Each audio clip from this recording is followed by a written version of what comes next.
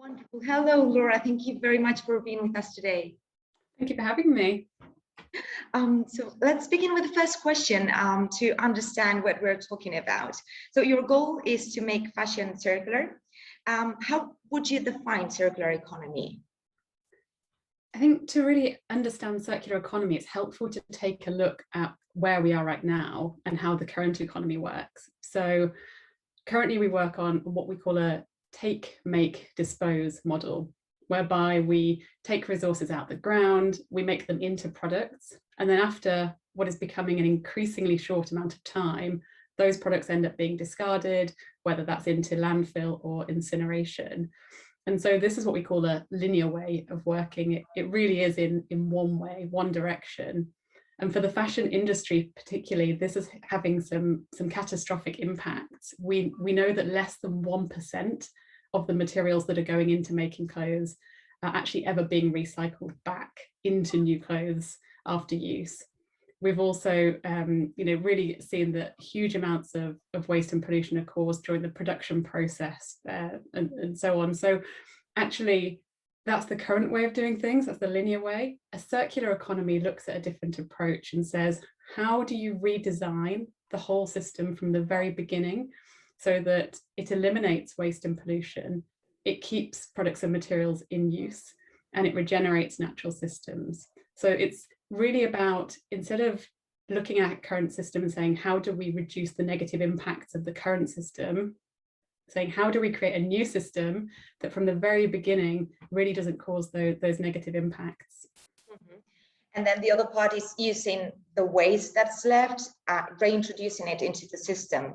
So does that mean that we will no longer need to produce new materials anymore? It's a great question, and I think the aim would definitely be to significantly reduce the amount of new materials that we need. Of course, over time, it's really unlikely that we wouldn't need new materials. And so the way that we look at it is you want to maximize the amount of material you can keep in use. But when you need new materials for the system, those should be sourced from renewable sources, first and foremost, but then those renewable sources should be grown and produced in a regenerative way. So actually, we're keeping the materials in use and just topping up the system with regenerative inputs as we need them over time. Mm-hmm. One of the key activities of sustainability and rising now is secondhand. If I buy only secondhand clothes, but I buy a lot of clothes every year, am I being a sustainable consumer? I think for fashion, one of the biggest things we can do is as I mentioned before, is keep the clothes in use. We really say that for fashion to become circular, we need to ensure that clothes are used more. They are made in a way they can be made again. So that means disassembled, taken back, and the materials, reused or recycled. And that, as we've just discussed, any new inputs come from, say, recycled or regenerative sources. In terms of the second-hand piece, I think it's going to be very interesting because absolutely the best thing we can do is keep it in use. And so if those then go on to be used again in another location afterwards, then that's fantastic. And we're seeing lots of new platforms evolving to actually help customers do this and facilitate this. If we're buying lots of secondhand clothes and they continue to sit in the wardrobe, in a way that's also a waste. They're sitting there unused and they're not being productive and they're not being used. So of course the aim would be to keep things circulating as much as possible.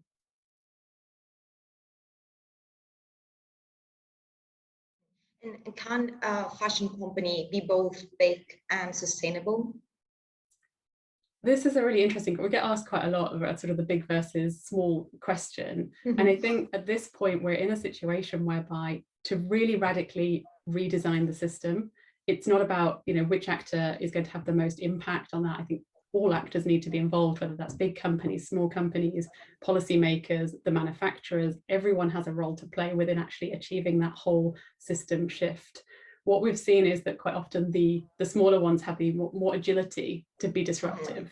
And that's where it can be quite interesting because they are the ones that are coming in and really challenging the way the current system operates. And just as an example, we've seen through the pandemic in the UK, at least, there's a platform called Vinted and another one called Depop that sells secondhand clothes peer-to-peer. and they've continued to grow quite significantly their sales over the course of the pandemic, whereas traditional resale that purely just relies on people footfall in stores and so on saw quite a significant stop and a halt in their thing. So we're seeing these new ways of challenging the system coming up, and so that's definitely a role the smaller players can take. On the other hand, the big players, they have huge amounts of capital, and they have huge amounts of opportunity to invest that in solutions that can really truly shift the system. And I think we've seen that with H&M. They have the H&M Foundation. They have invested really heavily actually in new technologies, new materials, things that actually will then over time allow the whole system to adopt new material innovation, for example, or increased recycling. So from my perspective, it has to be a combination. Mm-hmm. You've already mentioned the impact that the pandemic has had on secondhand platforms, but what impact has it had on the transition towards circular economy in general? Yeah, of course. I mean, when the pandemic first hit, it was a huge shock, and actually, I think what it made people realize is how fragile the current supply chain is for the fashion industry, because it's so globalized and things couldn't get through. This real shock of actually stores are closed, we rely on people walking into our stores. That in itself was just a moment to, in the first time in a very, very long time, take a step back and say, actually, is the way we're doing this going to work? Not just for the planet and for environmental reasons, but actually because economically, clearly this supply chain is very, very fragile. And we discovered that as well. We discovered that actually, if you move to a circular economy, there's around $500 billion of value that's being missed out on currently, purely because those materials are not being kept in use long enough. So there's a huge opportunity there. That moment as well in the pandemic, we also saw really rapid pivoting of supply chains, from making trendy garments one day to making face masks and sort of personal protective equipment the next day. And I think that has also made people realize the opportunity that actually it is possible to quite quickly turn around. It is really possible to work with your competitors to actually deliver on these seemingly impossible, but actually in the end quite feasible goals. Talking about the supply chain, circularity requires to work closely with suppliers. Does it mean that we will see more vertical integration in the fashion industry? It's hard to predict which way it'll go, actually. I think it's very interesting. Absolutely, there needs to be that collaboration. And of course, that opens the door for more vertical integration.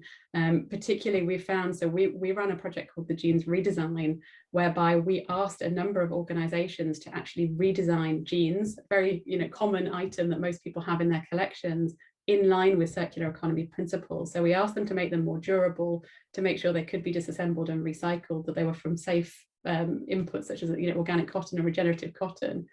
And what they found really, really quickly was they couldn't do that on their own. They had to go to their manufacturer. They had to work through the solutions with the supply chain, but also with the recyclers who would ultimately take them back to say, is this solution going to work for you when it ends up being collected ultimately and brought back to you? So I think this new level of collaboration is here to stay.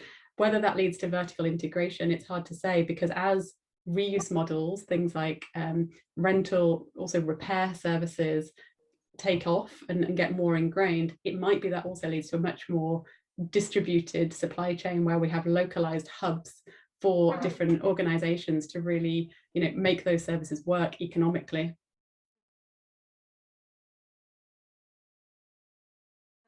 Recycled materials, which is the key to circular economy, and particularly polyester, have been traditionally perceived as lower quality material somehow. How can we shift that perception? I think a lot of it, actually, the challenge with that one comes right back to the very design of the garment, because currently today, the way the materials are chosen, and for example, maybe the chemical treatments or the things that are used in them, is actually what is causing problems down the line when it gets to the recycling company. So as an example, if you blend polyester with cotton, but potentially also with elastane and other things, when you try to do the recycling process, that is what ultimately is also having an impact on the quality of the fibers that you can then get out to put it back in. So really what needs to happen is an alignment between the design choices, the material choices at the beginning that are chosen so that when it gets to the recycler, it really maximizes both the quality that their process can put out, but also the economics of the process. So there's a piece there. I think there's also a need for investment in recycling technologies. It is something that is slowly taking off, and we're seeing organizations like RenewCell really starting to grow, and so on. But that is the next step, really, is to understand how can that material innovation provide the materials the industry needs, because we're not saying stop using all the things you love, stop producing beautiful clothes. We're just saying, actually, we need to work together to find a solution that matches the quality with what would be expected. But what, to which extent is sustainability a matter of communication? I think that's a really interesting question. I mean, there is definitely a need for customers to be aware of, what the options are and so on. However, if we really project into the future and say, what do we want the future world to look like for a circular economy? That would be a world where you could walk into a shop and you don't have to check the labels. You don't have to look at what the product was made from to know that everything in the shop you walk into is a good choice and is made in a way that is going to be, safe for whether the people that made it or, the environment. And so that one, in a sense, it's great now because the communication is helping customers ask the right questions of the brands that they walk into. But ultimately, actually, it almost shouldn't need to be a communication thing because it should be so business as usual. If I am a fashion company on a budget that has been really hard hit by the pandemic, and I want to be more sustainable, where do I start? I mean, there's a huge range of things actually that can be done. As I mentioned, our vision, we look at how can you first of all ensure clothes are used more, how can you keep them in use? And I think that one, you can either look at a simple solution around, could you offer ways to encourage customers to look after their clothes better, or even potentially provide information to help them repair their clothes. On the other end of the spectrum, there's a lot of places that are looking at, can they provide a whole platform for peer-to-peer sharing or rental or resale, which is obviously requires quite a capital investment, but there are things that already can be done to encourage customers to keep the clothes in use. Also looking at the material selections and so on, because we're seeing as those increase and there's a appetite for more, actually, it won't be long before these materials are competing with virgin alternatives. And of course, the more demand there is, the quicker that will happen. So is it possible to not invest a lot and begin this journey towards sustainability? Absolutely. I think there's lots of places that can be started, whether that's looking at how you communicate with your customers to keep the clothes in use, to look after them, potentially making design choices at the beginning that won't necessarily impact your overall cost of production, but actually will have implications on whether that product can ultimately be recycled at the end of its use. And as a consumer, where can I start? I think this one is really about finding ways to keep your clothes in use more. And I think that can be on a number of different ways. It could either be that you find things that you love that you want to keep hold of and you will repair and you will keep them in use. But equally, it could be engaging more with sharing, swapping, sharing with your friends, selling them on resale platforms, looking at rental alternatives instead, because actually there's already a huge amount of things out there. We've seen companies like The Real, for example, Vestiaire Collective, I mentioned Depop and Vintage, these platforms are continuing to grow, and there's an increasing number of them to help people do that and make sure that clothes aren't just sitting unused in their wardrobe. You talk about keeping clothes in the system and in use. Does that mean that the fashion industry is going to be smaller? I think that's a really interesting question. I think there will be always demand for both, clothes that are things that you buy that you love and you keep. And I think this is the challenge for the fashion industry. I think I would say, it's a very creative industry. On one end, you're going to have customers that will be quite happy with their pair of jeans and their t-shirt that fits them well, that they love, that they want it to be really durable, and they just want it to last and look good for a really long time. On the other hand, you will always still have people, we have social media, we have things, people want to be able to post a new outfit or wear a new outfit for an event when we can do these things again, and really be able to swap and change. And we've seen even the real extreme of that is digital clothing, which is something that has popped up in particularly over the pandemic. If you want to change your Instagram outfit or your social media picture, you can put a digital image on instead of even creating the clothes. So I think it goes back to what we said right at the beginning, that ultimately the aim would be the material inputs to the fashion industry become smaller, because we're keeping things in use and we're circulating it much, much more. But actually the variety and the choice and the idea of fashion doesn't stop. It just becomes something, that's offered in a different way. Great. I think this is an amazing idea to finish the interview. Thank you very much, Laura. It's been a pleasure having you here today.